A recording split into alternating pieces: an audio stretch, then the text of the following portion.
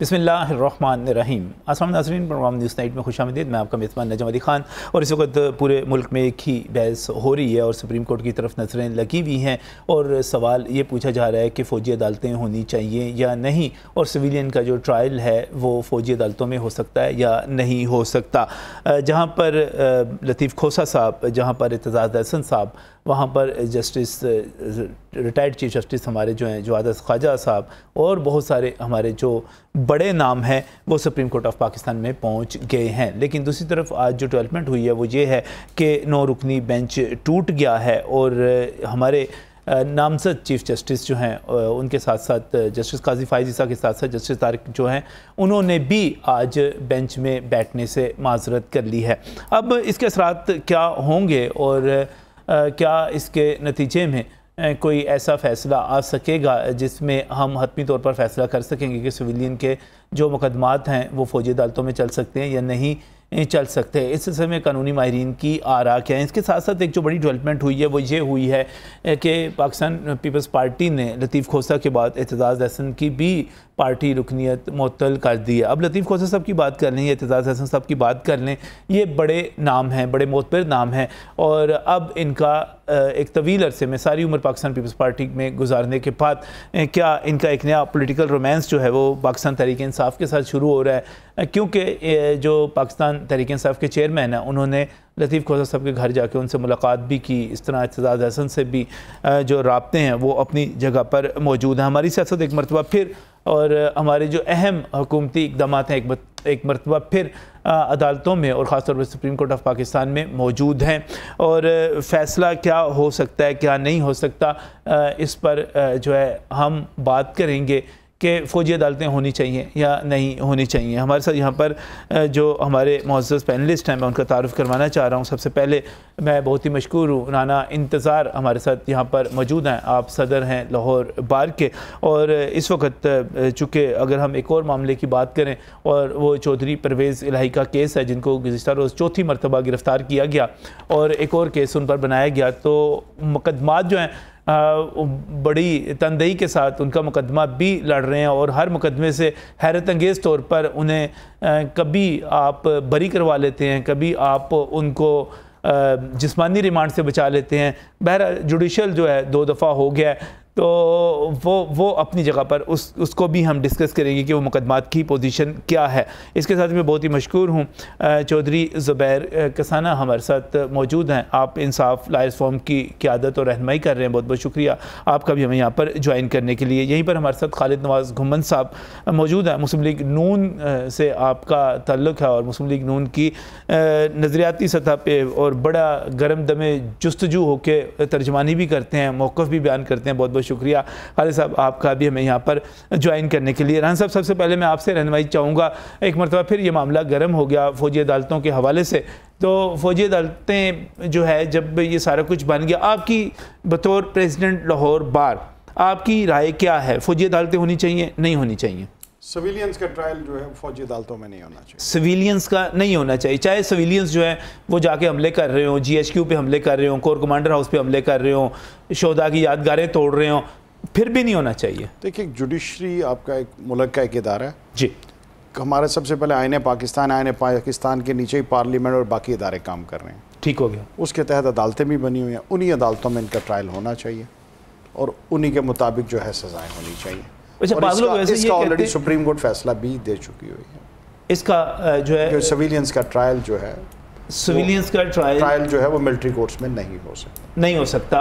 ये इस चीज़ पर सुप्रीम कोर्ट पहले भी फैसला दे चुकी हुई है, लेकिन फ़ौजी अदालतें अपनी जगह पर मौजूद हैं। बाज़ लोग ये कहते हैं कि अगर आप फ़ौजी अदालतों की सज़ाओं को देखें और उसके साथ साथ आप इंसदाद दहशतगर्दी की अदालतों को, क्योंकि मामला तो फिर इंसदाद दहशतगर्दी की अदालतों से शिफ्ट हो रहा है ना और बहस भी सारी यही हो रही है, तो इंसदाद दहशतगर्दी की अदालतों में और उन कवानीन में सज़ाएँ ज़्यादा सख्त हैं।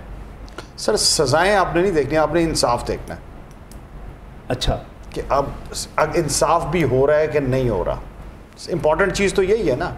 अब तो किसी राह चलते शख्स को उठाकर मैंने सख्त सज़ा तो नहीं दे देनी, आपने ये देखना है क्या उस शख्स को हमने प्रॉपर हेयरिंग का मौका दिया है। वो कहते हैं जैसे should not be done but seem to be done, कि इंसाफ जो है सिर्फ नज़र नहीं आना चाहिए पर दिखता होना चाहिए कि इंसाफ होना ही नहीं चाहिए, बल्कि उसको होता हुआ नजर भी आना चाहिए। इस तरह से है।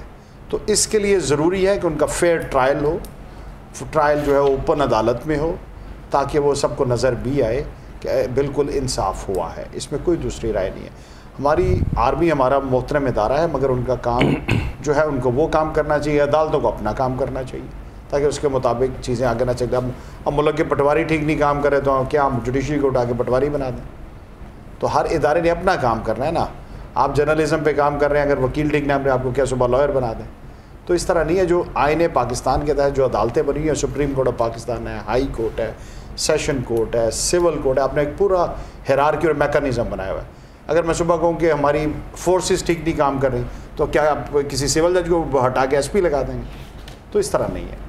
तो हर इदारे को अपनी डोमेन्स में उसके मुताबिक रह के। नहीं, मुझे एक बात बताएं कि ये तो खैर अब अदालत में भी नुक्ता उठाया गया कि जब हम इंसानी हकूक़ की बात करते हैं, आइन की बात करते हैं, तो आपको 1952 से लेकर अब तक इंसानी हकूक़ याद नहीं आया। आपको फौजी अदालतें जब वो 20 बंदों को ट्रायल कर रही थी, जब वो पीछे सजाएं दे रही थी, तब आपको याद नहीं आई। आज पाकिस्तान तहरीक इंसाफ वालों ने हमला कर दिया है तो सबको याद आ गई। देखिए, हम उस वक्त भी कभी भी लॉयर्स ने ये नहीं कहा कि मिलिट्री कोर्ट्स का क़याम होना चाहिए।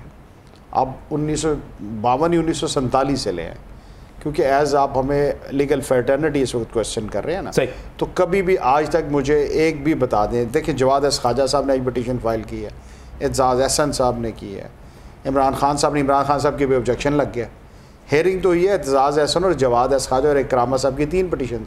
ठीक है, चौथी किसी पिटीशन पे हेयरिंग ही नहीं हुई। सही है, ठीक है। तो अगर हम इन नामों को ही ले लें, खोसा साहब को ले लें, आप एतजाज हसन साहब को ले लें, आप किसी को ले, ये वो सब लोग हैं जो एक मखसूस सियासी नजरिया रखते हैं और उन्हीं के लिए लड़ रहे हैं। इससे पहले तो उन्होंने कभी ये बातें नहीं की। इस वक्त चले हम उनकी बात नहीं करते। आप अब जवाद ख्वाजा साहब का तो कोई नजरिया नहीं। हाँ, उन्होंने अपनी जो है ये भी अपनी पिटीशन में भी जो उन्होंने दरख्वास्त दी है, उन्होंने कहा कि मेरा कोई इसमें ज़ाती मफाद नहीं है, कोई सियासी मफाद नहीं है, मैं इसको लेकर आए। वो साबिक चीफ जस्टिस हमारे लिए मोहतरम है, अगरचे सोशल मीडिया पे चल रहा है कि उनकी फैमिली की कुछ ख्वातीन थी और वो उसमें मुलव्वस थी और इस किस्म की बातें चल रही हैं, लेकिन जो उन्होंने लिखा है हम तो उसके साथ जाएंगे। तो अब जो भी पिटीशन करेगा कोई ना कोई बात हम निकाल के ले आएंगे, वो भी तो कोई बात नहीं है ना नजम भाई। हम इन चीज़ों को पोलिटिसाइज नहीं करते। नहीं सर, पोलिटिसाइज है ना, मैं आप पोलिटिकल चीज़ों को डीपोलिटिसाइज भी नहीं कर सकते ना। आज इस वक्त जो कुछ हो रहा है वो एक पोलिटिसाइज और एक उस इशू पे राना साहब हो रहा है जो पाकिस्तान तहरीक इंसाफ के हमें फौजी अदालतों पे हमने कभी बहस सुनी नहीं, कभी इख्तलाफ सुनाई नहीं, सजाएं होती हैं, लोग जेलों में पहुंच जाते हैं और जेलों में पहुंचने के बाद आज चूंकि पाकिस्तान तहरीक इंसाफ बीच में आ गई है। तो देखिए नजम भाई, अब उस अगर इशू पर हम आते हैं, अगर उस इशू में जो लोग इन्वॉल्व हैं उनकी तादाद 40-50 से ज़्यादा नहीं है। जो उस दिन 9 मई के वाक़यात का कभी भी किसी भी पाकिस्तानी शहरी ने ये नहीं कहा कि ये हिमायत करता है, सही है, ये ठीक हुआ है, किसी भी पाकिस्तानी ने नहीं कहा। इस हद तक तो यूनिफॉर्मिटी है। अब उसके बाद किसी के फ़ोन पे किसी की कॉल आ गई है, किसी की पॉलिटिकल एफिलिएशन है, सही, किसी ने पोस्ट लगा दी है कुछ और, ये भी तो कोई तरीका नहीं कि आप शहरी को उठाते जाएँ, उसके घर जाके तोड़ दें। कोई वकालतनामा साइन कराने गया, उसके बाद आप उठा के किला गुजर सिंह आप ले आते हैं। ठीक है, अगर हम वकालत शुरू करते हैं तो एक वज़ीर साहब आके प्रेस कॉन्फ्रेंसेस शुरू कर देते हैं। हर बंदे ने अपना काम तो कर रहे हैं ना। हम कतई नहीं कहते कि वो जो जितने लोग जो इन्वॉल्व हैं उनका आप ट्रायल ना करें, मगर जो आप बेगुनाहों पकड़ के डाल रहे हैं उसके बाद अदालतें छोड़ दी, अब अगले दिन फिर उनको जाके पकड़ लेते हैं, तो ये भी तो चीज़ें ठीक नहीं है ना। ये मैं आपकी इस बात से मुकम्मल इत्तेफाक करता हूं। और बल्कि मैं आपको बताऊं कि इस तरह से अब जब पुलिस वालों से लोग कहते हैं, वो कहते हैं जी आपको पता है कि कौन करवा रहा है। अब इससे भी हमारे इदारे बदनाम हो रहे हैं बिला वजह, पुलिस की वजह से, पुलिस के एक्ट्स की वजह से।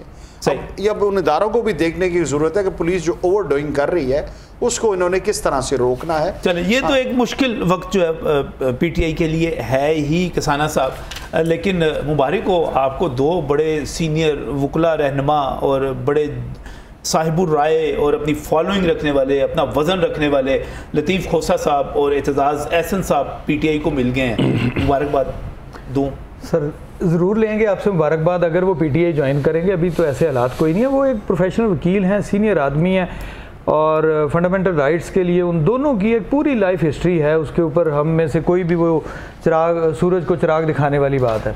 मैं यहाँ गुफ्तगू करने से पहले नहीं वो अपनी पहले इसको तो मैं अर्ज करता हूँ सर, मैं पहले अपनी पार्टी में भी जितनी देर पीपल्स पार्टी में रहते हुए भी वो बातें तो आपकी करते रहे हैं, पीटीआई की करते रहे हैं। पीटीआई की नहीं सर, सारा वो तर्जुमानी आपकी करते थे। नहीं सर, नहीं चीखें निकलवा दी उन्होंने बिलावल की और सरदारी साहब की। बात आइन की हो रही है, बात कानून की हो रही है, पीटीआई की नहीं हो रही। सर पीपल्स पार्टी वाले उनके घर जाके मुजाहरे करने का ऐलान कर रहे थे, घेराव करने का ऐलान कर रहे थे। मुझे नजम भाई, मैं आपको एक चीज पहले, हम सारे तीनों वकला भाई बैठे हैं, एक चीज को आपके प्रोग्राम की तवज्जो से कंडेम करना चाहूंगा। हमारे बड़े प्यारे भाई हैं सरदार अजीमुल्लाह म्यू साहब, आपके प्रोग्राम में भी 2-4 दफा आ चुके हैं। हमारे रूल ऑफ लॉ मूवमेंट के कोऑर्डिनेटर पूरे पाकिस्तान के, कुछ 70 शहरों में कानून की हुक्मरानी के प्रोग्राम कर चुके हैं। कल रात को उनको घर से गिरफ्तार कर लिया गया है, ठीक है। आज पता लगा जी उनको सीटीडी भिजवा दिया गया। 2000 आदमी उन्होंने रिलीज़ करवाए लाहौर हाई कोर्ट में। मैं पिटिशनर था, वो काउंसिल थे, और उन्होंने ये जो एमपीओ की इलीगल प्रोसीडिंग्स हो रही थी उसके अगेंस्ट। अभी जो राना साहब बात कर रहे थे ना, मतलब आप इस मुल्क में दहशत की वो फिजा लेकर आए हैं, वो चुप की वबा आप फैला रहे हैं कि कोई बंदा हल्की सी दिया सलाई भी न जलाए। हम वकला हैं, हम वकला हल्की सी भी कोई बंदा आवाज़ ना उठाए।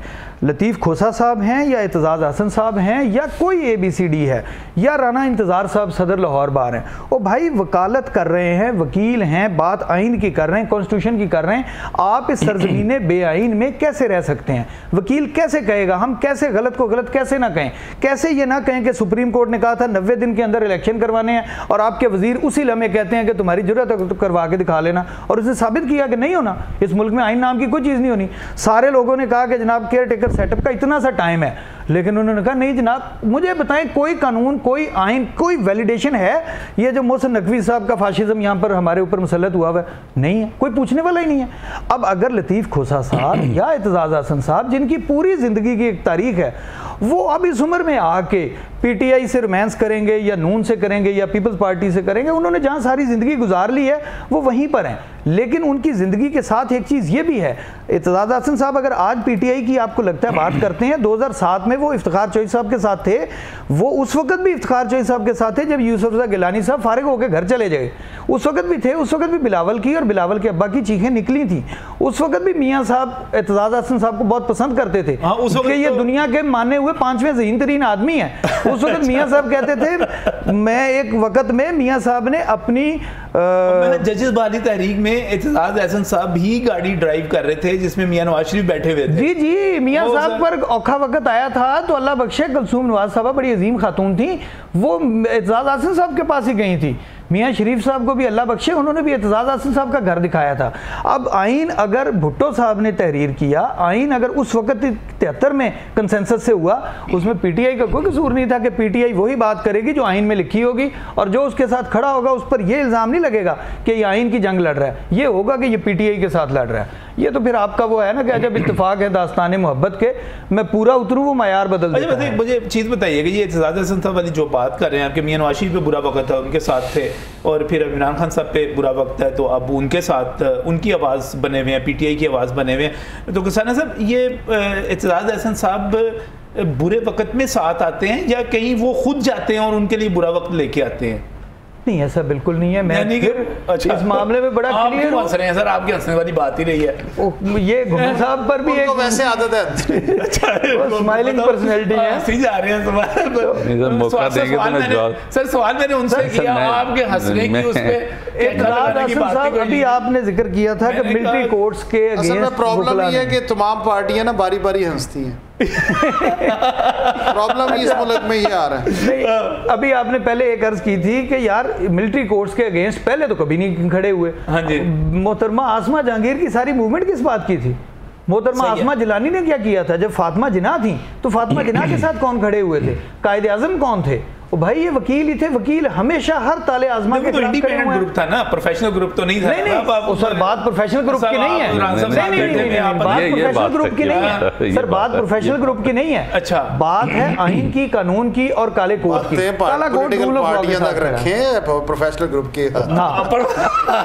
वो एक बार पॉलिटिक्स का एक सिस्टम है, उसका इसके साथ कोई ताल्लुक नहीं है। हमारा बाहर और बाकी मामला तो अलग है। रूल ऑफ लॉ के मामले के ऊपर कोई ग्रुप नहीं है, ठीक है, कोई ग्रुप नहीं है, सारी जो उस बात पर सब लोग इकट्ठे हैं। साहब के मसले पर भी तमाम जो ग्रुप थे, तमाम ग्रुप इकट्ठे थे। मैं भी वकला से कोई तल्लुकात खराब नहीं करना चाहता, सिर्फ वो लोग जिन्होंने वजारतें लेनी हो वो सिर्फ बाहर से अपने मामला खराब करते हैं। वार्निंग को मैं पूरी तरह कबूल करते हुए जो है मैं कहता हूँ कि जनाब वकला क्या बात है वकला की। अच्छा आपकी तरफ आता हूँ जी, वो कह रहे हैं कि ये तो सुप्रीम कोर्ट ऑफ पाकिस्तान का फैसला है कि सिविलियन का ट्रायल जो नहीं हो सकता और फौजी अदालतें इस तरह नहीं चल सकती। दूसरी तरफ एक मौक़िफ़ ये है कि हो सकता है, क्या दलाइल क्या हैं इस पर? कल सुबह 9:30 बजे पता चल जाएगा। बिस्मिल्लाह सर पता आप मुझे ये भी बताते रहे थे कि ये अभी कल परसों पता चल जाएगा, इलेक्शन हो रहे हैं, इलेक्शन कोई नहीं हुए, लिहाजा हमें पता करवाने थे थोड़ा सा। सिर्फ यही पता करना आइन है इस मुल्क में कि नहीं। सर आइन उस वक्त भी किताब से बाहर नहीं सर, आइन शायद उस वक्त भी था कि नहीं था जब एक पॉलिटिकल पार्टी बनाई जा रही थी। पॉलिटिकल पार्टी का तो आइन में हक दिया गया कि आप बनाएं, पॉलिटिकल पार्टी फॉर्मुलेट करें, कॉन्स्टिट्यूट करें, आप वो करें कौन करें? वो अहमद शुजा पाशा साहब करें। पाशा साहब से पूछें कि पाशा साहब ने की थी कि नहीं की थी। अगर पाशा साहब ने की होती तो आज उसकी मीठा मीठा पाशा साहब ने की होती तो कड़वा कड़वा थूक। सर मेरी बात सुने ना, हमीद गुल साहब को कोई इख्तियार था कि वो कोई पॉलिटिकल पार्टी बनाए, बिल्कुल ठीक। ना शुजा साहब पाशा साहब को कोई इख्तियार था, तो ठीक है ना, आज भी कोई इख्तियार नहीं। ये आइन उस वक्त भी जो है ना गायब हुआ नहीं, अब अगर अक्सर बना हो जाते हैं बिस्मिल्लाह रहमान रहीम। आज मैं थोड़ा सा एक और वो बात करना चाहूँगा। आप इस्तेकाम पाकिस्तान के खिलाफ हैं, बताएं जरा मुझे। अभी नहीं कोई पता नहीं, मुझे एक बात बताएं ना। क्यों हम कोई पता नहीं, मैं ज्वाइन कर लूँ। अभी उनका लॉयर भी नहीं बना, अभी उनका लॉयर आपकी तरफ से मेरे ख्याल एक पेशकश, अगर वो राब्ता करेंगे हम सोच लेंगे।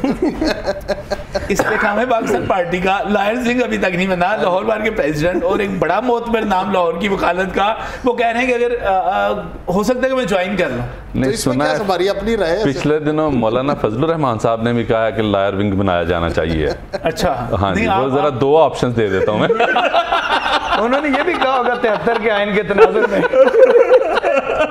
मैं ये भी बता रहा हूं। दूसरे ऑप्शन के बारे में कह रहा है मौलाना फजलुर रहमान भी कह रहे हैं कि लॉयर सिंह बनाना है, वो परमानेंट है, ऑफर इनको।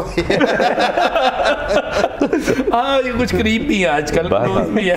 चल उस तरफ आते हैं जी, वापस आए जी। बिस्मिल्लाहिर्रहमानिर्रहीम। गुजारिश है, फ़र्क क्या है आर्मी एक्ट को एक्सिक्यूट करने में या स्पेशल सीक्रेट एक्ट को एक्सिक्यूट करने में, या जो जनरल कोर्ट्स हैं हमारी रेगुलर कोर्ट्स हैं उनमें फ़र्क क्या है? एक तो ये है कि अपील का हक जो है ना वो इन कोर्ट्स में नहीं है। आर्मी एक्ट के तहत जो फैसला हो गया, इसका मैं आपको सेकंड बता देता हूँ कि उसका सबूत कि जब कुलभूषण यादव को एक्सिक्यूट किया गया तो वो अक़वाम मुत्तहिदा तक गए और वहाँ से जाके जो क्या पर्सपेक्टिव आए तो फिर अपील का हक जो न्याय साहब की गवर्नमेंट में दिया गया कि उसको अपील का हक है, उसके बाद फिर वो अपील का हक जो अदरवाइज ये 199 के तहत तो चले जाते हैं ना, वो तो एक अपील का हक नहीं है, वो एक कॉन्स्टिट्यूशनल मिल जाता है ना, रेमेडी तो है ना सर, रेमेडी तो पेरेंटल कोर्ट के तौर पे है ना, वो पेरेंटल कोर्ट जो कोर्ट के तौर पे जहाँ पे there is no relief, there is 199 184। मैं उसको तो आपने ब्लैक पहनी है, नीचे सफेद सूट ही पहन ले। मैं छोटी सी बात 199 आप अदालत में ले, मैं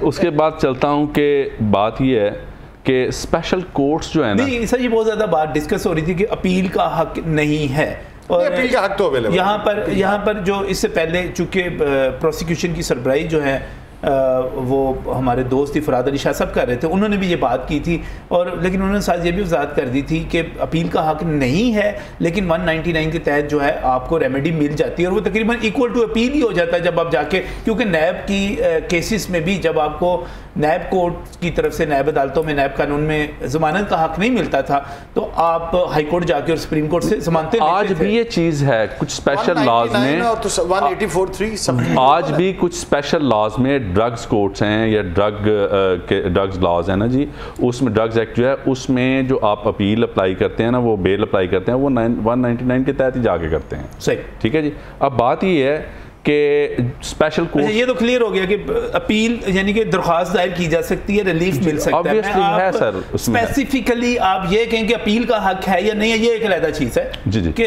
लेकिन उसमें रिलीफ जो तमाम बंदे, मैं इसका थोड़ा सा और ब्रीफ कर देता हूँ उसको, तो और थोड़ा जो अपील है ना एक्चुअली वो कंटिन्यूटी ऑफ ट्रायल है। ठीक है जी। अब वो जो कंटिन्यूटी ऑफ ट्रायल है ना वो इसमें नहीं है।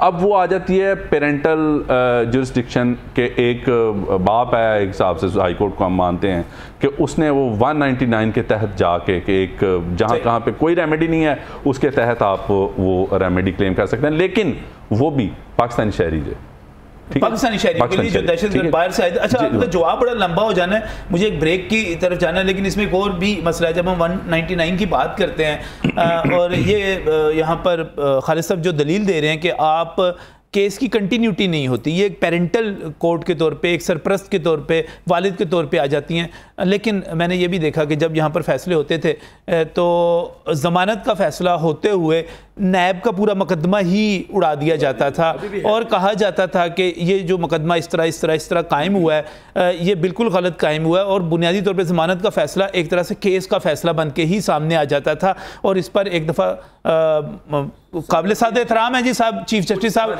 लेकिन बाकायदा साकिब निसार साहब ने बाकायदा इस पर भरमी का इजहार किया था, कोई चीखें मारी बाकायदा, ये क्या करके रहे हैं आप ये तमाम के तमाम केस उड़ाते चले जा रहे हैं नैब के। तो ज़मानतें जो हो रही थी, इसमें शहबाज शरीफ का केस था, इसमें शायद खाकान अब्बासी का केस था, ख्वाजा साद रफ़ीक का केस था, ये सारे केसेस से मजीद बात करेंगे। न्याजी साहब को रिलीफ मिला था चीफ जस्टिस साहब ने अरेस्ट होने के बाद, जिसको जो अलाउ किया था हाई कोर्ट ने कि जी बिल्कुल इसकी गिरफ्तारी अब हो गई है तो इसको अब प्रोसीजर में जाना है, तो चीफ जस्टिस साहब ने बुला के बड़ी खुशी का इजहार किया था। तो फिर वो रात को घर उन्होंने एक गेस्ट हाउस दिया था, वहां पर रुकने के बाद फिर कहा कि वो चीजें भी सारी शामिल मिल जाता है, रिलीफ मिल जाता है। इस वक्त एक ब्रेक।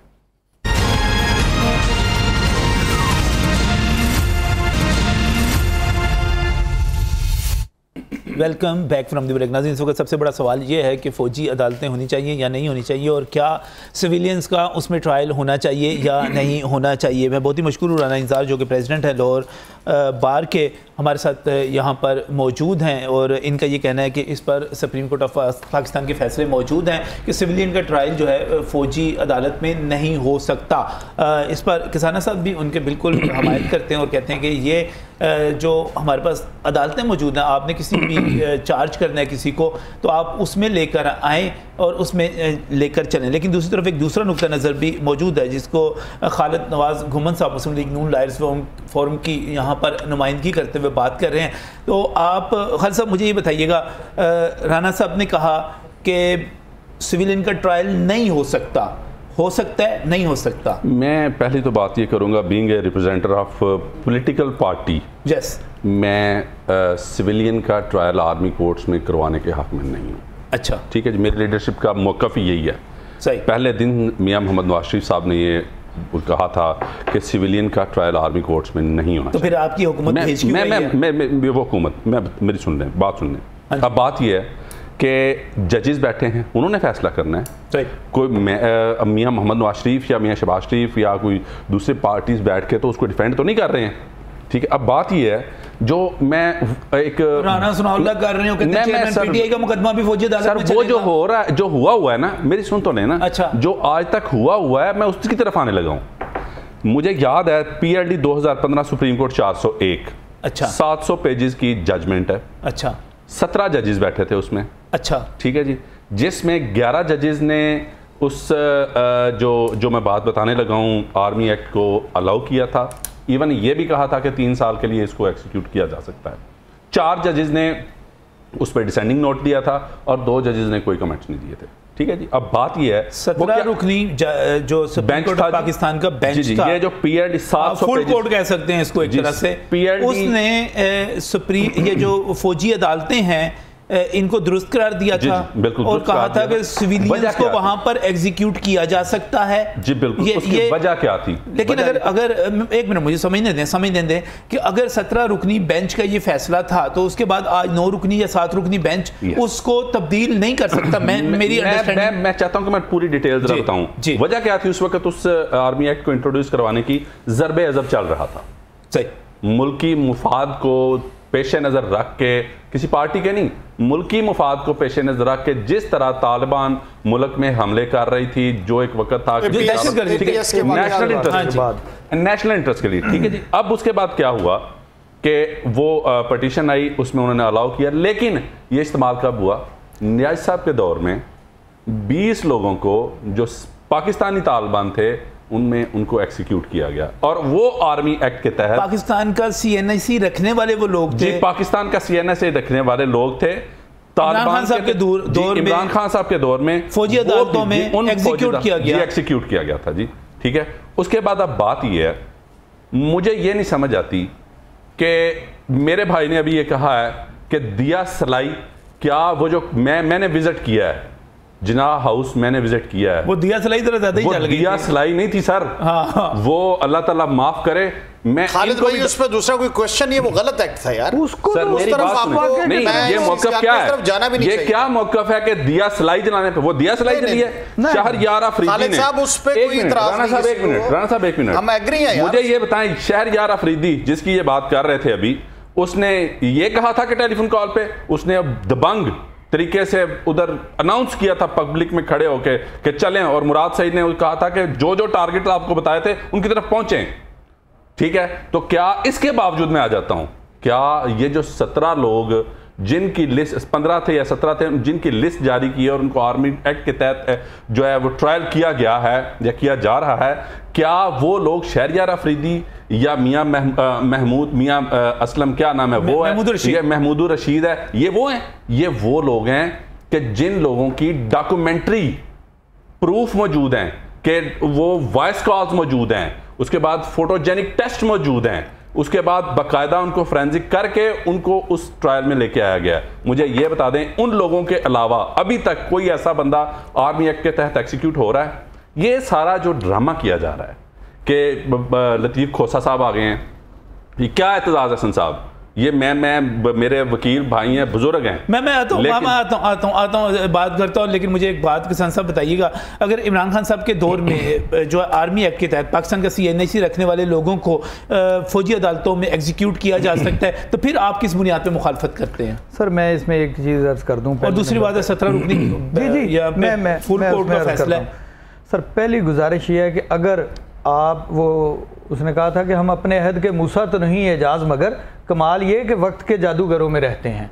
आज अगर ये भी साबित कर देना कि वो सजा भी इमरान खान ने मिलिट्री कोर्ट के तहत खुद साइन करके खुद एग्जीक्यूट भी खुद करवाई थी, हम वो भी मान लेंगे। लेकिन बात तो ये तो फिर आप इस हुकूमत से क्यों तवक्को करते हैं? मेरी बात सुन लीजिए। तो फिर इस हुकूमत से क्यों तवक्को करते हैं? वो जजेस जो आपके पास बैठे हुए जो रोना पीट कर रहे हैं, जो रोना पीटना आप कर रहे हैं, गुमन साहब थोड़ा सा हौसला करें, हौसला मैं दिखा रहा हूँ, ऐसी मसला नहीं है। लेकिन बात यह है कि जो रोना पीटना आप दिखा रहे हैं वही चीफ जस्टिस हैं, जो एक कमीशन बना जिसपे ऑडियो लीक्स के ऊपर कमीशन बनाया गवर्नमेंट ऑफ पाकिस्तान ने, तो पता नहीं चीफ जस्टिस साहब को क्या ऐसा मसला हुआ और पिटीशन इनकी थी, और उसके बाद वही चीफ जस्टिस साहब हैं कि जिन्होंने इलेक्शन पिटीशन पे 7 रुकनी बेंच बिछाया जिसमें 4 उठ के चले गए, और फिर भी उनको मुझे ये नहीं समझ आती, मुझे इनकी ये नहीं समझ आती कि जब इनको रिलीफ मिल रहा हो तो तब कानून वही नवाज शरीफ है जिसको रो पीट के इन्होंने बाहर भेजा कि बाहर से और अब ये कहते अब ये कौम को चूना लगा के नहीं, वो यास्मीन राशिद की प्रेस कॉन्फ्रेंस जिसमें आंखों से आंसू बहा रही है, चले गए थे, मरियम बीबी रोने लग गई थी, बहा रहे थे, जिसमें पता नहीं मरियम बीबी के आंसुओं की वजह से यास्मीन राशिद को शक्ल में उनको मरियम बीबी नजर आ रही होंगी, वो यास्मीन राशिद थी जो रो रो के कह रही थी मेरे लीडर ने यही कहा था कि मैं यहीं रहूंगा, यहीं मरूंगा, आप जो मर्जी करें, मैं नहीं जाऊंगा, लेकिन मैं अपने सगे भाई की हुकूमत में नहीं आऊंगा, चाहे वो सारा मुल्क तबाह कर दे, मैं वापस नहीं आऊंगा। दवाई नहीं मिल रही मुझे, दवाई नहीं मिल रही। सर मेरा एक सीरियस सवाल था, एक सीरियस सवाल था कि अगर इमरान खान साहब मुझे रिस्पॉन्ड करने दें, मुझे रिस्पॉन्ड करने दें। 1947 से लेकर आज तक ऐसी पॉलिटिकल एजुकेशन नहीं दिखी कि जिसमें अपने वर्कर को मैं ये कहूं कि वो बंदे जिसको मेजर आर्या इंडियन जो है वो ये कहता है कि पाकिस्तान की आर्मी वो आर्मी है जिसने इन पाकिस्तान के 5 सूबों को एक गोंद की तरह लपेट के रखा हुआ है, वो ये कहते हैं और ये कहते हैं कि जरा आग लगा दो जाके। इसकी तकरीरें मौजूद नहीं है? नहीं, इसकी तकरीरें मौजूद हैं। नहीं, मेरी बात सुन लेना सर, ये मेरी बात सुन लेना। रेहान खान का साहब का शोहर जो है ना, उसकी इसके यहाँ पे वो ऑडियोज मौजूद हैं, वीडियोज मौजूद हैं, जिसमें इसने कहा है ये मौका दें, जवाब तो सुन लेना, वो जज्बाती ज्यादा होंगे और इस्तेकाम पाकिस्तान पार्टी खामोश बैठी भी है। खामोश बैठ से सुने ना सही। एक तो गुजारिश ये है सर कि मैंने बात ये की थी कि अगर आप ये साबित कर देना कि वो खान साहब ने किया, तब भी हम ये कहेंगे कि हम मिलिट्री कोर्ट्स के हक में नहीं है। तो भैया वो मैंने यार अब सुन लेना यार गुमन साहब, मैंने कहा गुमन साहब आप सर सुन तो लेना, गुमन साहब आप ज्यादा जज्बाती हो गए हैं, कहा तो है कि ज्यादा जज्बाती हो गए हैं। गुमन साहब असल जज्बाती उनको होना चाहिए, जज्बाती आप गुमन साहब दिल पे ले गए हैं कि उनके कायद मुल्क में वापस नहीं आए, अपने भाई की हुकूमत में ना अपनी बेटी के लिए वापस आए, ना 50 रुपए के शाम की बात करें, ठीक है। अच्छा मेरी यार सुन, दूसरी उसमें गुजारिश ये है, वैसे कायद का नाम वापस आना आपका मसला कि इनका मसला है? सर मेरी बात सुनने की बात, दुख दर्द उनको है ना। और दूसरी बात आज जो इनको तकलीफ ये है कि सब कुछ इनका बाहर होने के बावजूद इनको वो जो मालिक है ना वो बाहर जाने नहीं दे रहे, जिन्होंने अब किया है ना वो इनको जाने नहीं दे रहे कि इसको क्या तकरीरें की है ना वो इसको कहते हैं कि बंदे जिस वक्त वो तो कहते हैं मैंने जाना ही नहीं। वो रेहान खान का साहब का शोहर जो है ना लगा चुके हैं, भुगत हैं। खालिद भाई हम भी प्रोग्राम में इजाजत दो को अकेले बुला लिया। वैसे आइडिया अच्छा है, आइडिया अच्छा है इनका ये अच्छा। देखिए वो जो सीरियस सवाल आपकी बात को जहां से ड्यू रिस्पेक्ट मैं सिर्फ आधा सेकंड 9 मई के वाक़े की कोई जी शऊर आदमी ना उसकी हिमायत करता है ना उसको रिपीट करने की बात करता है, लेकिन हम गुजारिश ये करते हैं, प्रिंसिपली हमारी बात ये है। और मेरी यार सुन लेना यार, कर लें गुजारिश है मेरी फिर ऐसा होगा, फिर मेरी यार सुने ना, ऐसा नहीं होगा। ऐसा ये उस वक्त कहा गया था जिस वक्त टेलीविजन स्क्रीनों पे चलता था कि जनरल बाजवा ने ये कर दिया, जनरल फैज हमीद ने ये कर दिया, मेरी बेटी आ रही है उसके साथ मिलकर ये कर देना। उस वक्त आंखें बंद थी, उस वक्त लोगों को नजर नहीं आता था, उस वक्त मीडिया के कैमरे भी बंद थे, आज भी लोग भूल गए हुए हैं। गुजारिश ये है कि गुमन साहब ने जितनी माशाल्लाह जोशे खिताबत में बातें की हैं, अब सिर्फ एक बात है, ना हम उस वक्त मिलिट्री कोर्ट्स के हक में थे ना आज मिलिट्री कोर्ट्स के हक में है, लेकिन हम ये कह रहे हैं अगर 9 मई जैसे सानहे की आपने मिलिट्री कोर्ट्स के जरिए उसका ट्रायल करवाना है, फिर शौक पूरा करें लेकिन उसके रिक्वायरमेंट्स पूरी करें। फिर वो जो इयानत जुर्म में शामिल है ना, जो 10-10 किलोमीटर का काफिला जिनके पास रोकने के लिए कुछ चीज नहीं थी, उनको भी लेकर आए। पूछें उस आईजी से कि जनाब आपके पास क्यों फोर्स नहीं थी। पूछें उन लोगों से कि जहां पर कैमरा लेकर को बंदा तस्वीर अपनी जाती सेल्फी नहीं उतार सकता। अब सुन लेना यार, गुमन साहब सुन ले, गुमन साहब सुन ले, गुमन साहब सुन ले, गुमन साहब आपके इस तरह बोलने से बात आपकी सच्ची नहीं हो जानी, ना सच दब जाना है, ना सच दब जाना है। गुजारिश ये है आप वो उन्होंने इंपॉर्टेंट रहा है, वो कह रहे हैं कि आप भी चाहते थे कि आप पे गोली चले। इल्जाम है ये आपका, इनका इल्जाम है, इनका इल्जाम है, इन्होंने नुक्ता उठाया भाईजान सर, इनका इल्जाम है, नहीं सॉरी, इनका इल्जाम है। हमारा मौकफ ये है, हम प्रोटेस्ट करने के लिए पूरे पाकिस्तान की किसी सरजमीन के किसी हिस्से पर, सर मेरी यार सुन लेना सर, कैंट नहीं जा सकते ना, मेरी यार तो सुन भाईजान, केस तो इंडिया जश्न मनाए भाई, मेरी यार तो सुन लेना सर, सर जी मेरी यार तो सुन लें। आप वो बंदा बताएं ना सामने कि जिसने वो बॉर्डर लाइन क्रॉस की, आप वो बंदा लाएं ना सामने। राशिद हुक्म देती है सर जी, यास्मीन राशिद तो तरले करती रही बेचारी, वीडियोस चल रही, सारा कुछ चल रहा है, लेकिन आज वो नकार खाने में तूती की आवाज सुननी किसने है, वो तो बेचारी चीखें मारती रही। अच्छा सर, ये वहां पर लोग रोकते रहे। एक टेक्निकल पॉइंट है राना साहब, आपने कहा सुप्रीम कोर्ट ऑफ पाकिस्तान का फैसला मौजूद है कि सिविलियन का ट्रायल जो है फौजी कोर्ट में नहीं हो सकता। यहाँ पर मैंने लिख लिया था PLD 2015 मुकदमा 401, 11 जजेस और 700 सफ़ात पर मुश्तमिल फैसला कि जनाब हो सकता है, और इस पे इमरान खान साहब की हुकूमत में बंदों को बाकायदा तौर पे ट्रायल किया गया, इस पे क्या कहते हैं? देखिए हर दौर के अगर आप ये क्वेश्चन इस वक्त से अगर इसको आप एसोसिएट कर रहे हैं कि इस वक्त सुप्रीम कोर्ट नहीं, आप ठीक कह रहे हैं। उसके बाद सुप्रीम कोर्ट के और भी फैसले मौजूद हैं कि मिलिट्री ट्रायल सिविलियन का नहीं हो सकता। नहीं सर, ये क्या फैसला? उस सुप्रीम कोर्ट का एक फैसला ये है, देखिए वो सुप्रीम कोर्ट है, फिर उसमें नजब भाई आप किसी जज से पूछ सकते हैं, हमारी जरूरत सर मुझे एक बात बताएं, हमारे पास चलते हैं सर स्टूडेंट के तौर पे मैं बात कर रहा हूं, मैं आपका भी एक अदना सा तालिब इल्म हूं, मैं आपसे सीखता हूं। नहीं आप तालिब इल्म नहीं, आप सिखाने वाले। नहीं मैं मुझे माफ कर दें, आप मॉनिटर करते हैं, आप सिखाते हैं। नहीं मैं हरगिज़ नहीं सिखाता, मैं सीखता हूं कि अगर 17 रुकनी बेंच का एक फैसला मौजूद है जिसको मैं समझ रहा हूं कि ये फुल कोर्ट ही होगा, और ये अगर फुल कोर्ट का एक डिसीजन मौजूद है तो अब ये 7 रुकनी बेंच या 9 रुकनी बेंच था, अब 7 रुकनी रह गया, तो वो कुछ कर सकता है इस पे? जी बिल्कुल, देखें उसको तब्दील कर सकता है। उस वक्त सिचुएशन और थी, APS के वाक़यात हुए थे, वही सिचुएशन टेररिज्म अरूज पे था, इस वक्त के हालात थोड़े मुख्तलिफ थे। अब सुप्रीम कोर्ट के सामने मैटर सब जुड़े से हम इस पे ज़्यादा बहस नहीं कर सकते, खालिद भाई कर सकते हैं, मैं तो बड़ा डरने वाला आदमी हूँ। उससे पहले आपने पक्की राय दे दी थी। नहीं मैं आज भी उस चीज़ पे कायम हूँ कि सिविलियंस मैंने जो बचना है, मैंने लाहौर बार के सदर के पीछे ही बचना है। नहीं मेरा आज भी व्यू वहीं पे है। अगर आप पर्सनल पूछते हैं जी, एज बार रिप्रेजेंटेटिव, एज लीगल फ्रेटर्निटी के मिलिट्री ट्रायल आम लोगों का नहीं, जाती राय नहीं होना। और खालिद साहब की बात में एक वजन है, देखें बाकी बातों में तो शायद ना हो कि जो लोग पकड़े गए उनकी तादाद जो मिलिट्री को भेजेंगे बहुत कम है, जो कि उन्होंने मांगे हैं मेरे जाती नॉलेज के मुताबिक हैं जो इस वक्त रेफर हो चुके हैं अभी तक, जो है शायद बहुत कम लोगों। और एक और चीज़ की गई है, बाकायदा ऐलान किया गया कि किसी खातून और किसी बच्चे का केस जो है वो मिलिट्री कोर्ट में नहीं भेजा जा रहा। ये तो जितने भी इक़दाम है खुशाइंद हैं। और दूसरा जो अभी हमारे भाई बड़ी अच्छा खालिद साहब मेरी बारी है थोड़ा प्लीज़। अच्छा सपोर्ट कर रहे हैं? नहीं मैं आपको सपोर्ट कर रहा हूँ, अगली बात पे भी सपोर्ट करने लगा, आप मजीद चुप हो जाएं। अच्छा आपकी मेहरबानी। देखिए वो जो 9 मई के वाक़यात है, PTI का वो गलत इक़दाम था, सही, इनको कैंट की तरफ जाना ही नहीं चाहिए था, जो मर्जी ये कहें। वो आज वो ये उसी चीज़ को तो भुगत रहे हैं, ठीक। और उस वक्त कोई भी ज़ेशौर आदमी कोई एक्ट नहीं करना चाहिए था, ये इनसे गलती हुई है, ठीक है। और ये अगर हम किसी भी तरह से इसको जस्टिफाई करने की कोशिश करें तो जस्टिफाइड एक्ट ही नहीं था, लिबर्टी से उस तरफ इनको मूव नहीं करना चाहिए था। जो भी हालात है, देखिए लीडरशिप ने चीज़ें फोरसी करनी होती हैं, लीडरशिप इसी चीज़। अच्छा एक रन साहब, एक और आज सुप्रीम कोर्ट ऑफ पाकिस्तान में प्ली दी गई, दलील दी गई और कहा गया कि जो एक्ट है वो बात करता है फौजी तनसीबात की, ये तो कोर कमांडर का घर था। मैं यहाँ पे एक बात कहना चाहता हूँ राना इंतजार की इजाज़त से। जी राना साहब मुझे जी सर, आप छोटी सी बात है, आपने आइंदा प्रोग्राम में इनको आधा घंटा दे के हमें बाद में बुलाना, हमें बाद में बात है। एक उससे कुछ देर पहले जब खान साहब ने अपना एक बहुत बड़ा मॉब इकट्ठा किया कि मैं इस्लामाबाद में आ रहा हूँ, हाँ जी, वो देखा था आपने रोड्स पे दरख्तों तक को जलाया गया था।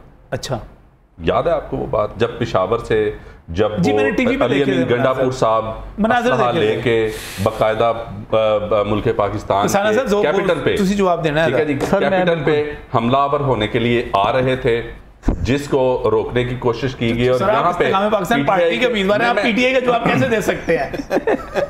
नहीं सर, उस वक्त कोई जो आर्मी ट्रायल तो नहीं हुआ उसमें मेरा ख्याल है कि उस वक्त ना समझ पॉलिटिकल वर्कर्स को जो है माफ भी किया गया, ठीक है जी। लेकिन अब जब आप एक देखें, जो भी है आर्मी एक वो इदारा है, 1947 से लेके बड़े मसाइल झीले हैं सियासतदानों ने, इसमें कोई शक नहीं है, बहुत मुश्किलात झेली हैं, लेकिन कभी किसी ने ये नहीं कहा कि चलो उसकी तरफ रुख करो और उसको आग लगाओ और ये करो तो वो करो। चाहे वो श्रीलंका से त्यारा आ रहा हो, फिर भी नहीं कहा, बड़ा सजाए मौत हुई थी, भुगता है ना जी, सजाए मौत, फिर उसके बाद अगला जो मराहल थे वो सारे भुगते हुए, ऐसा ना करें। वो उसने चूं भी नहीं की थी, इसने तो एक दिन भी नहीं बर्दाश्त किया, 1 साल पूरा जेल में रह के तो वो 10 साल की एक्सिलिएशन बर्दाश्त की है। वाली बात किसकी है ये जरा बता दें, ये कहीं मरियम के अब्बा की बात तो नहीं हो रही?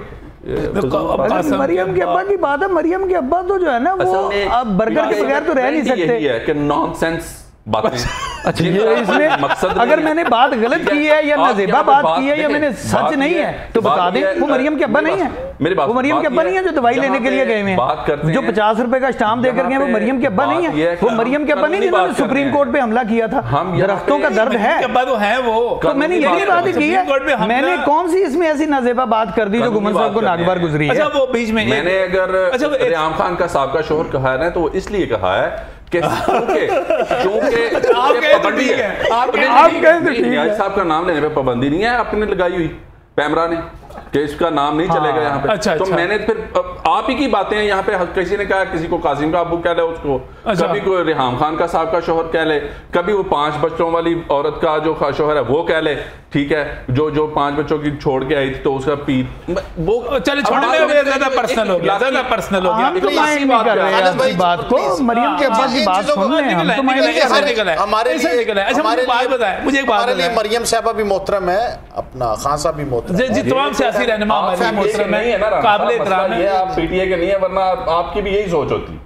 अच्छा इसलिए यार तपे हुए हैं खालिद साहब बहुत तपे हुए। खालिद साहब अभी भी खालिद साहब एक बात बताएं मुझे एक बात बताएं कि एतजाज़ अहसन साहब जो है पहले मियां नवाज शरीफ के साथ थे, वो कहते हैं जब मुश्किल में मियां नवाज शरीफ के साथ थे, आज मुश्किल में वो अगर खान साहब के साथ हैं तो क्या मुश्किल है? क्या वकील हैं, उनका पेशा है, लेकिन मुझे वो भी याद है कि जब इन्होंने बीबी साहिबा के पहले दौर में वो बेचारे 382 सिखों की लिस्टें दी थी, तो उनका जी वो खालिस्तान तबाह बर्बाद किया था, ठीक है, और यहाँ पे मुल्की मुफाद के सख्त खिलाफ एक एक्टिविटी की। उसके बाद वो भी याद है मुझे कि ये वकला हम लोग सड़कों पे रूल ऑफ लॉ की बालादस्ती के लिए ज़लीलो ख्वार हुए, और वहाँ पे जाके पार्लियामेंट हाउस में धरना देने के लिए कराची से लोग पैदल आए, तो वहाँ पे एतजाज़ अहसन साहब जो है वहाँ पे जाके अभी बैठे भी नहीं हैं, तो वहाँ पे जाके कहते हैं जी मैं सिर्फ ये बताना चाहता था कि हम लोग ये कर सकते हैं, तो अब एहतजाज ख़त्म, धरना नहीं होगा। ये क्या है? मसलन ये ज़ाती मुफाद है, ये ज़ाती वो इज़म जो है ना वो छोड़ना पड़ेगा, शख्सियत परस्ती को छोड़ना पड़ेगा। देखना ये है कि इस शख्स के आज मैं प्लीज़ लेट मी कंप्लीट जी, आज तक इनकी कोई बात ये बता दें कि मुल्की मुफाद में हुई हो, जो मुल्क का जिसमें फायदा हुआ हो, आज उस तहरीक को जिस मियां नवाज शरीफ के साथ जब आज देखिए आज एटीसी ने काफ़ी ज़्यादा बेल्स भी अलाउ की हैं। आज ये जो मामला थे उसमें तो अदालतें इंसाफ कर रही हैं, इसमें तो कोई ऐसी दहशतगर्दी मैं डाल दूं जी। और माशाल्लाह चौधरी परवेज लाई पे भी जिस तरह मुकदमात हुए और वो जिस तरह उनको बरी अचानक किया जाता रहा, और इतनी मेहनत हम करते हैं अचानक। हाँ जी, मेहनत आप कर रहे हैं, मेहनत आप कर रहे हैं, लेकिन हमारे लिए बड़ा हैरान कुन होता है ना कि उधर मुकदमा दर्ज हुआ, आम अगली पहली पेशी के ऊपर बरी हो जाना, यकीन करें भाई आपका जो कल का केस उसकी पहली पेशी भी नहीं। खालिद भाई वकील मैं हूं, मुझे सुन तो लें यार, कल का जो मैटर है उन्होंने मनी लॉन्ड्रिंग का केस बनाया, वो केस आप देख लेना, केस भी मजाक है सही। वो मनी लॉन्ड्रिंग का मैटर नैब ड्रॉप कर चुकी है इंक्वायरी में, हाई कोर्ट उस एफआईआर को क्वैश कर चुकी है, ठीक, उसके बाद आप फिर वो एफआईआर ले आते हैं, सही ठीक।